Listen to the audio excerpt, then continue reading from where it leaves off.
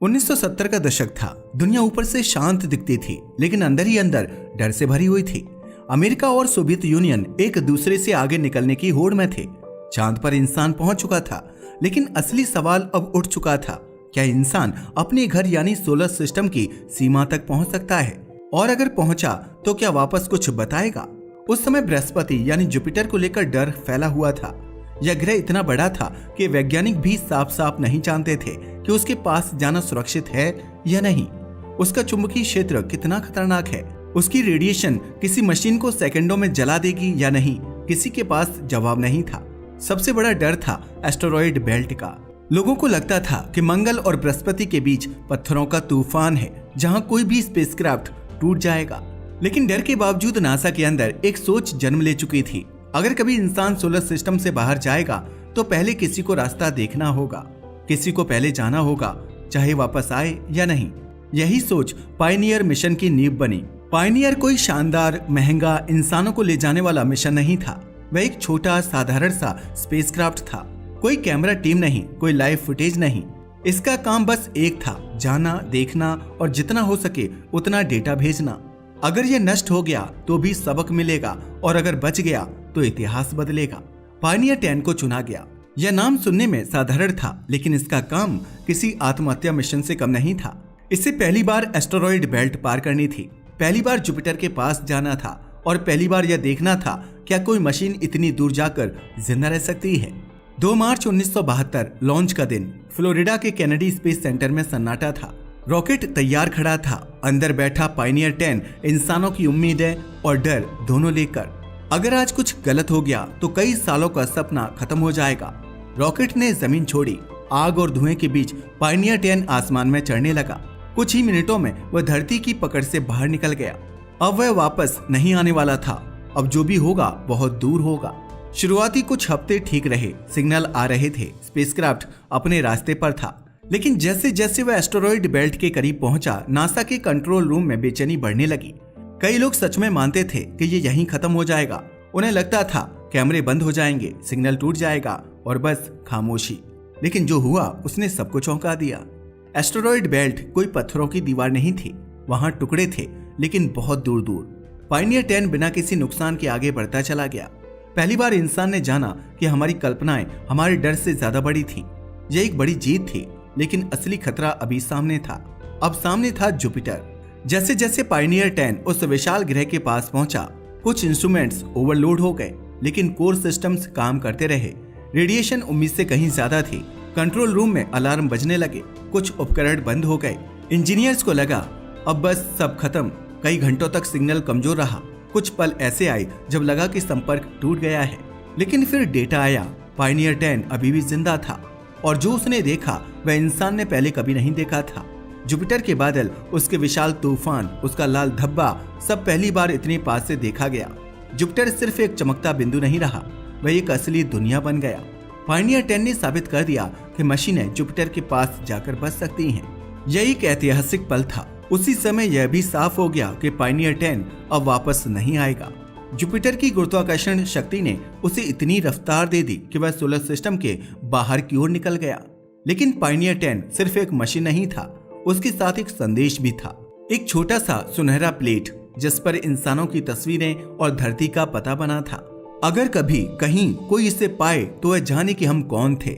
जब Pioneer 10 Jupiter से दूर होता गया, सिग्नल कमजोर होते गए, आवाज धीमी होती गई, जैसे कोई बहुत दूर से बोल रहा हो, लेकिन वो अभी बोल रहा था। धरती पर बैठे लोग जानते थे यह सिर्फ शुरुआत है, क्योंकि अब नासा ने तय कर लिया था अगर पायनियर 10 बच सकता है तो अगला और भी आगे जाएगा, और उससे ज्यादा खतरनाक जगह पर। उस मिशन का नाम होगा पायनियर 11, और उसकी कहानी और भी डरावनी होने वाली थी। जब पायनियर 10 जुपिटर से आगे निकल गया, नासा के कंट्रोल रूम में जश्न नहीं, राहत थी। सबको पता था कि यह सिर्फ एक कदम था, असली रास्ता अभी शुरू हुआ था। अब सवाल यह नहीं था कि मशीन जुपिटर तक जा सकती है या नहीं। सवाल यह था, क्या हम इससे भी आगे जा सकते हैं? इसी जवाब के लिए पायनियर 11 को तैयार किया गया। पायनियर 11 दिखने में लगभग पायनियर 10 जैसा ही था, लेकिन इसका काम कहीं ज्यादा खतरनाक था। इसे जुपिटर के और भी करीब से गुजरना था, इतना करीब कि जरा सी चूक पूरे मिशन को खत्म कर सकती थी। और सिर्फ यही नहीं, इसके बाद इसे सैटर्न तक जाना था, उस ग्रह तक जहां पहले कभी कोई मशीन नहीं पहुंची थी। 6 अप्रैल 1973 पायनियर 11 लॉन्च हुआ। इस बार डर पहले से ज्यादा था, क्योंकि अब यह सिर्फ एक प्रयोग नहीं था, अब दांव पर था पूरा भविष्य। अगर पायनियर 11 फेल हुआ तो सैटर्न, यूरेनस, नेपच्यून सब दूर के सपने बन जाते। शुरुआती सफर शांत रहा, लेकिन जैसे जैसे पायनियर 11 जुपिटर की तरफ बढ़ा, कंट्रोल रूम की हवा भारी होने लगी। इसका रास्ता जानबूझकर खतरनाक चुना गया था। इसे जुपिटर के ऐसे इलाके से गुजरना था जहां रेडिएशन सबसे ज्यादा थी। वैज्ञानिक जानना चाहते थे कि भविष्य के मिशन कितनी रेडिएशन सह सकते हैं। जुपिटर के पास पहुंचते ही पायनियर 11 पर रेडिएशन की बारिश शुरू हो गई। उसके इंस्ट्रूमेंट्स पर ऐसा असर पड़ा जैसे कोई मशीन को अंदर से जला रहा हो। कई सिस्टम अचानक बंद हो गए, कुछ डेटा बीच में ही गायब हो गया। कुछ मिनटों के लिए सिग्नल इतना कमजोर हो गया कि लगा सब खत्म। लेकिन फिर जैसे किसी ने आखिरी सांस ली हो, डेटा वापस आने लगा। पायनियर 11 बच गया था। उसने जुपिटर को इतने करीब से देखा जितना पायनियर 10 भी नहीं देख पाया था। उसी दौरान एक और फैसला लिया गया, जुपिटर की ताकत का इस्तेमाल किया जाएगा। जुपिटर के गुरुत्वाकर्षण ने पायनियर 11 को एक नई दिशा और रफ्तार दी। यह एक चाल थी जिसे बाद में ग्रेविटी स्लिंग शॉट कहा गया। बिना ईंधन जलाए सिर्फ ग्रह की ताकत से स्पेसक्राफ्ट को आगे फेंक देना। अब मंजिल थी सैटर्न। सैटर्न सुंदर लगता है, लेकिन उसके छल्ले मौत के फंदे जैसे हैं। उस समय किसी को नहीं पता था कि ये छल्ले धूल के बने हैं या पत्थरों के। अगर ये पत्थरों के हुए तो एक टुकड़ा भी पायनियर 11 को चीर सकता था। सैटर्न के पास पहुंचने से पहले कई महीने तक कंट्रोल रूम में बहस चलती रही। क्या मशीन को इतना पास ले जाना सही है? अगर यह नष्ट हो गया तो सब खत्म। लेकिन फिर वही फैसला लिया गया, डर के आगे झुकना नहीं है। जब पायनियर 11 सैटर्न के पास पहुंचा, तब वह इंसानी इतिहास का सबसे दूर पहुंचा हुआ यंत्र था। सिग्नल को धरती तक आने में 1.5 घंटे से भी ज्यादा लग रहे थे। जो भी हो रहा था उसका जवाब बहुत देर से मिलता। सैटर्न के पास आते ही सबकी सांसें थम गईं। छल्लों के अंदर छोटे छोटे कण थे, कुछ धूल जैसे, कुछ पत्थर जैसे। हर सेकंड खतरा था। अगर कोई बड़ा कण टकरा गया तो कहानी यहीं खत्म। लेकिन किस्मत फिर साथ थी। पायनियर 11 छल्लों के पास से सुरक्षित निकल गया। उसने सैटर्न के बारे में वो जानकारी दी जो इंसान ने पहले कभी नहीं जानी थी। उसके तापमान, उसके चुंबकीय क्षेत्र, उसके चंद्रमा सब पहली बार समझ में आए। और फिर वही हुआ जो किसी ने नहीं सोचा था। सैटर्न ने भी पायनियर 11 को एक आखिरी धक्का दिया। उसकी गुरुत्वाकर्षण शक्ति ने उसे ऐसी दिशा में भेजा जहां से वापसी नामुमकिन थी। अब पायनियर 11 भी सोलर सिस्टम के बाहर की तरफ निकल चुका था। जैसे जैसे साल बीतते गए, पायनियर 10 और 11 दोनों धीरे धीरे सोलर सिस्टम की सीमा पार कर रहे थे। हर मिनट, हर घंटे वे पृथ्वी से दूर होते जा रहे थे। उनके सिस्टम अब पुराने हो चुके थे। पावर स्रोत धीरे धीरे मर रहा था। लेकिन सबसे हैरान करने वाली बात यह थी कि दोनों मशीनें अब भी डेटा भेज रही थीं। भले ही वह कमजोर और धीमा था, लेकिन वह अब भी जीवन के संकेत दे रहा था। इंसानों को लगा था कि कोई भी सिग्नल इतने सालों तक टिक ही नहीं सकता, लेकिन पायनियर ने साबित कर दिया कि उनकी डिजाइन कितनी मजबूत थी। छोटे छोटे इलेक्ट्रॉनिक सिस्टम, रेडियो ट्रांसमीटर और आरटीजी पावर सबने मिलकर इस मशीन को असंभव दूरी तक जिंदा रखा। फिर एक दिन वैज्ञानिकों ने देखा कि कुछ अजीब हो रहा था। पायनियर 10 का सिग्नल अचानक धीमा होने लगा। उसकी गति में थोड़ा सा बदलाव था जो सामान्य तरीके से समझ में नहीं आ रहा था। वैज्ञानिकों ने इसे पायनियर एनोमली का नाम दिया। अंदर ही अंदर डर और उत्सुकता दोनों थीं। क्या गुरुत्वाकर्षण का कोई नया नियम काम कर रहा है?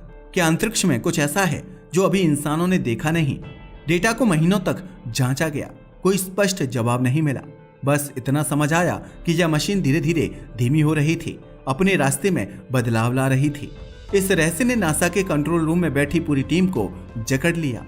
कुछ लोग तो कहते थे कि यह नई फिजिक्स का संकेत है। कुछ लोग समझते थे कि शायद थर्मल रेडिएशन की वजह से छोटे छोटे फोर्सेज लग रहे हैं। महीनों की पड़ताल और मॉडलिंग के बाद पता चला कि मशीन के अंदर की गर्मी और रेडिएशन असमान रूप से निकल रही थी और यही छोटे छोटे बल बनाकर मशीन की गति पर असर डाल रहे थे। वैज्ञानिकों के लिए यह राहत थी, लेकिन फिर भी सच्चाई यही थी कि जो दोनों मशीनें अब इंसानी पहुंच से बाहर जा चुकी थीं। 2003 में पायनियर 10 ने अपना आखिरी दिल की तरह धड़कता सिग्नल भेजा। वह बिल्कुल धीमा और कमजोर था। इंजीनियर्स ने उस धड़कन को सुनकर अपनी आंखों में आंसू रोक लिए। यह सिर्फ डेटा नहीं था, यह इंसान की हिम्मत और आगे बढ़ने की इच्छा का प्रतीक था।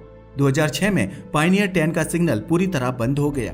धरती पर बैठे लोग अब सिर्फ कल्पना कर सकते थे कि वह कहाँ है, क्या देख रहा है। उसका सफर अब एक अकेली मशीन की तरह चल रहा था, असीम अंतरिक्ष में बिना किसी सुनने वाले के। पायनियर 11 ने भी 1995 में अपना अंतिम संदेश भेजा।